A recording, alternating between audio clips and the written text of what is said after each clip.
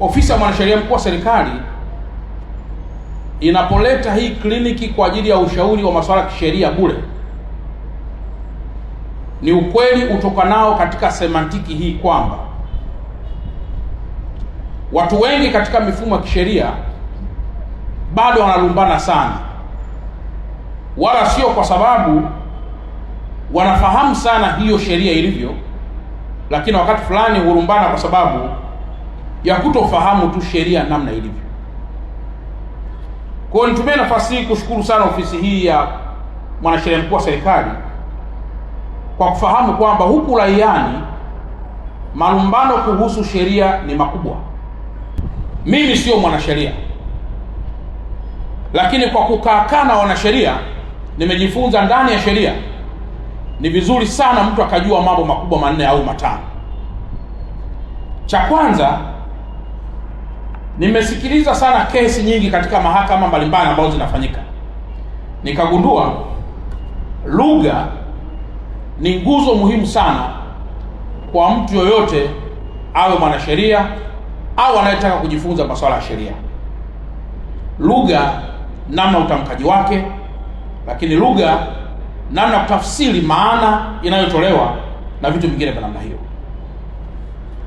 Lakini jambo la pili ambalo nimeliona kesi zikiwa zinaendelea, mwanasheria au mtu yoyote mjuzi wa mambo ya sheria lazima aijue saikolojia,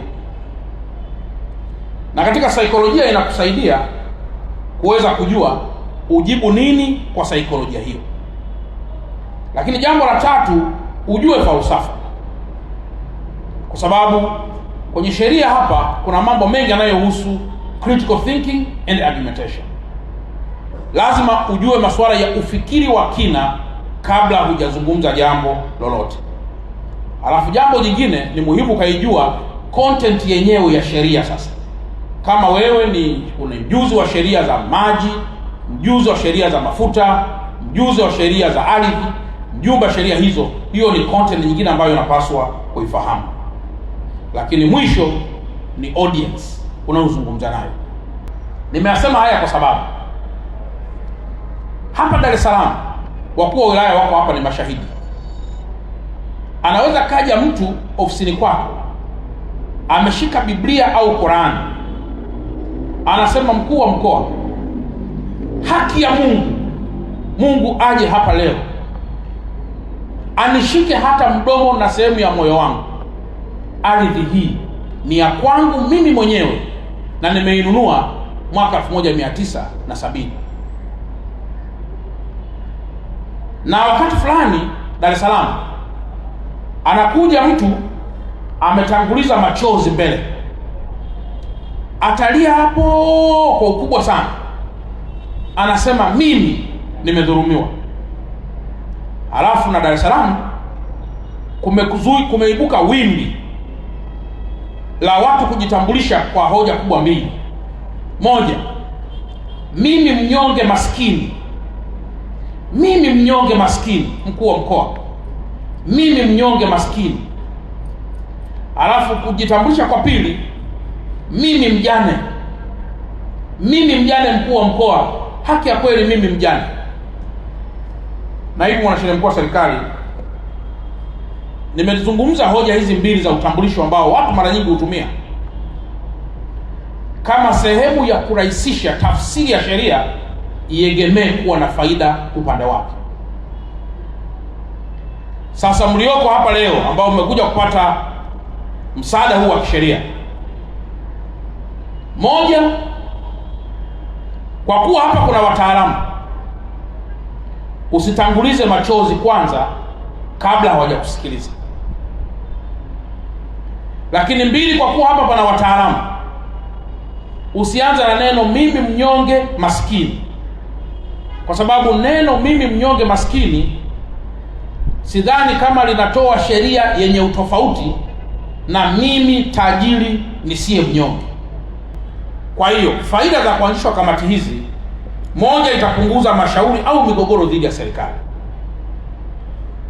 Lakini mbili, ni kutoa huduma za ushauri wa sheria zitakazokutanisha mawakili wa serikali na wa taasisi mbalimbali na kuwasaidia wananchi wa changamoto mbalimbali. Kwa hiyo leo, ndugu zangu, mmejitokeza kupata ushauri huo kutokana pia na kamati hizi ambazo zimeundwa.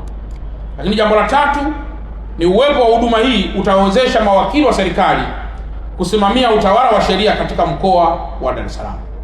Lakini nne, itakuwa ni uboreshaji huu pia utawezesha mawakili wa serikali kushirikiana na wadau wengine katika kutatua kero za wananchi, kero zenye mfumo wa kisheria. Sio kila kero unaleta tu, hapana, kero zenye mfumo wa kisheria ambazo zinaweza zikaangaliwa kwenye darubini hiyo na zikapata majibu yake. Lakini jambo jingine, huduma hii itawezesha kupunguza malalamiko ya kisheria kutoka wananchi, kwa sababu mtakuwa tayari mmeshapata majawabu ya mambo kadhaa. Na jambo jingine ni kutoa elimu ya sheria kwa viongozi na maafisa wa serikali ili waweze kutoa maamuzi kwa mujibu wa sheria wa serikali au kwa mujibu wa sheria za serikali. Lakini mwisho, kuongeza utangamano katika jamii na hivyo kutekeleza falsafa ya R4 alizoziasisi Mheshimiwa Rais wa Jamhuri ya Muungano wa Tanzania. Kwa napenda kutumia fursa hii kutambua pia zaidi kwamba kamati hizi zina mchango mkubwa sana kama ambavyo nimetaja hapo awali. Kwa napenda pia kutoa rai kwenu kwa ipo haja kuhakikisha kuwa kamati hii ya ushauri wa kisheria ya mkoa na zile za wilaya zinafanya mambo yafuatayo ili kukabiliana na migogoro iliyopo. Moja, kuendelea kuboresha kiwango cha utoaji wa huduma za ushauri wa sheria na kuongeza wigo wa upatikanaji wenu katika maeneo ambayo hatujafanikiwa kuwafikia wananchi wetu. Lakini mbili, kujiwekea utaratibu wa kuandaa kliniki za kisheria bila malipo kwa utaratibu wa kuwafuata wananchi katika maeneo yao. Matatizo na migogoro mikubwa iliyopo ndani ya mkoa wa Dar es Salaam pia inasababishwa na tamaa ya mali.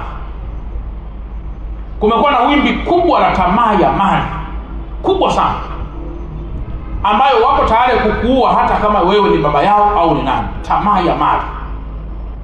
Kwa hiyo, naibu mwanasheria mkuu wa serikali, unapoendelea na zoezi hili kwa siku ambazo zimetamkwa, naomba sana pia tuwe na washauri wanaowasaidia watu kuhusu umuhimu wa kufanya kazi kwa bidii na kujielekeza kwenye umiliki wa mali na sio kwenye urithi wa mali na kuleta migogoro ambayo inaweza baadaye ikawa ni tatizo kubwa. Lakini kama ambavyo tumeambiwa, zoezi hili linaanza leo tarehe 16 na litadumu mpaka tarehe 22 ya mwezi wa pili 2026.